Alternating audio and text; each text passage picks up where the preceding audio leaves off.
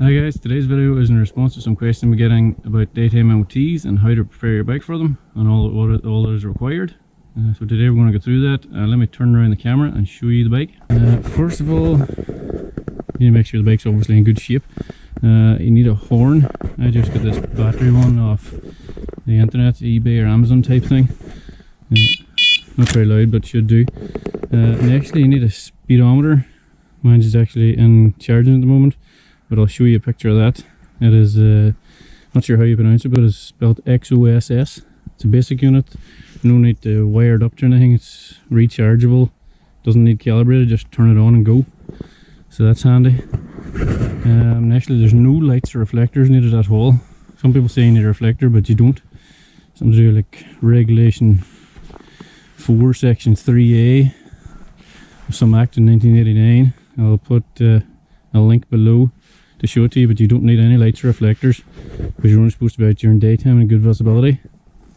It also goes to say that if you do have any lights and you don't want them tested, cover them up with a sticker and do away with the wire on the switches, because then they can't be tested because they're not readily usable. It's not as if you're disconnecting a plug, going to test and then hooking it back up again. Your tires, that's more depends on the person testing the bike. Some people will look for a little E mark. This one has a little E mark. I'll get a little screenshot of it, you'll not see it there, but it says E4 there. Even though the front tire is the exact same brand of tire, it does not have an E mark. But to be honest with you, you don't need it to say an E mark. Just make sure it doesn't say not for highway use, because if it says not for highway use, then that's no good. Same for your exhaust. Your exhaust doesn't have to be E marked, it just as long as it doesn't say not for highway use. That's the main thing. That's coming from my own MOT testers. If your bike's not pretty much new like mine, just make sure, of course, that the usual things like there's no excess play in the chain, spokes are all tight, brakes are in good shape, no play in your swing arm bearings or your wheel bearings, no leaks or nothing hanging off, just the usual. But that's pretty much it. There's not really much else for it. No leaks in the fork seals, obviously. But there's not much else to it. For ride height as well, there's no more testing for ride height.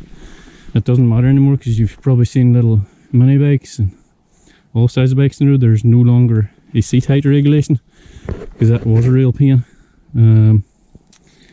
So that's just the main ones are horn, speedo, and make sure the bike's in good enough shape. That's pretty much it. But the tires, I say, depends more on your MOT tester, so that's up to them. If you can't afford to get E-marked ones, then it'll be all the better, but there should be no real need. So yeah, that's pretty much it. Hopefully that helps you out. That's all I've done for my bike to get it MOT. Another thing is, if your bike is under 4 years old, it shouldn't need MOT.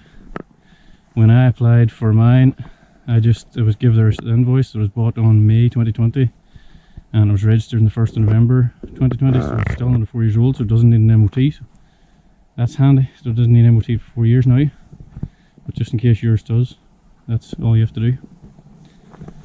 So hopefully that helps you out, and thanks for watching.